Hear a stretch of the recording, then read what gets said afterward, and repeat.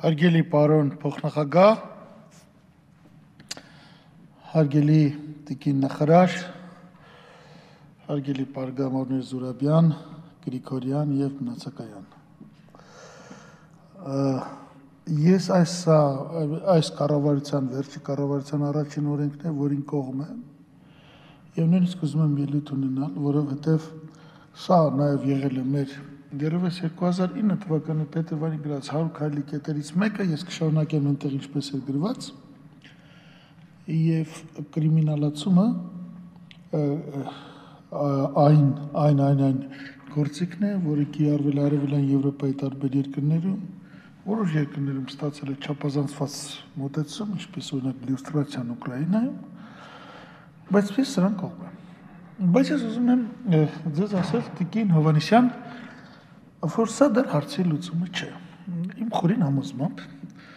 չեմ խորանա իրավական հարցության մեջ, իմ խորին համոզմամբ տնտեսական հարցում եւս երկու քայլ, եթե չի արվում, այս օրենքը ընդունած կամ չընդունած եւ նույնն է։ Առաջին քայլն այն է, որ Արևելյան Եվրոպայի երկրների փորձը ցույց տվեց, հատկապես երբ որ միլիարդ հատերը դարձավ Սլովակիայի վարչապետ, եւ այնուհետեւ Ուկրաինայի նախագահ դարձավ եւս 1 միլիարդ հատեր մարդ, որ խնդիր է ցակում նրանց ընկերությունների, իսկ հատկապես փոքր երկրներում դրանք մեծ ազդեցություն են ունենում, օրինակ Սլովակիան, երբ որ վարչապետը միլիարդ հատեր էր, ընկերությունների հավատարմագրային կառավարման։ Այստեղ հարց է ցակում, արդյոք նա կարող է կառավարումը հանձնել որդուն, հարազատին, թե պարտավոր է ունեցվածքը, որ ունեցել է, որոշ երկրներ նույնիսկ գնացին այն տարբերակի, որ ստեղծված է մարմին, ոնց որ այսօր մենք ունենք պետական գույքի կառավարման համակարգը, որ նրա պաշտոնավարման շրջանում այդ չեզոք մարմինն է կառավարում նրա բիզնեսը։ Սա քայլ է, հիմա թվում է շատ խիստ, բայց դրան են գնում բոլորը։ Եվ երկրորդ կարևոր դիտողությունը տիկին Հովհաննիսյան, արդեն այստեղ դուք հասկացել եք դա խոսք գնաց բանի պատասխանելուց անդրադառնում եք դրան։ Նման քայլը արդյոք չի բերի, եթե չկա համատարած եկամուտների հայտարարագրում։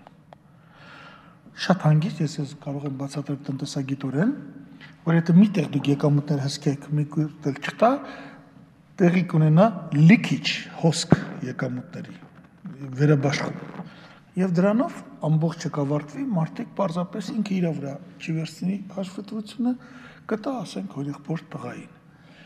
Դրա համար մենք պետք է ունենանք համատարած կամ էլ ինչ-որ տատիկի։ Դրա համար մենք պետք է ունենանք համատարած եկամուտների գույքագրում։ Սա հայտարարագրում։ Սա ուզում եմ ասել ձեզ տիկին Հովհաննիսյան հետևյալը, չգիտեմ դուք ինձ երևի կպատասխանեք, ես մի փոքր կսպասեմ, որ դուք պատասխանեք, բայց ես ձեզ ուզում եմ ասել, որ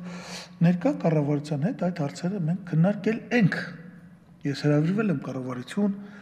եւ ես ձեզ ասեմ, սա այն հարցն է, որ եթե այսօր դուք համաձայնվեք,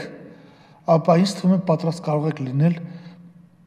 լավագույն դեպքում մինչև 2 տարվա ընթացքում։ Սա այնպես չի, որ վաղը ներդրվի եւ այլն։ Բայց մենք ասում ենք սա արդեն 15-րդ տարին, եւ եթե ժամանակին սկսած լինենք, մենք հիմա կարող ենք սա ներդրած լինել։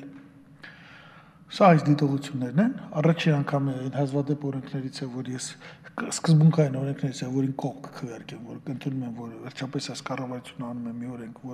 որը գոնե ինչ-որ մի բանի սկիզբն է, բայց դա միայն սկիզբն է, ես վստահ չեմ, այն լավ կարող է ավարտվել, թե չէ,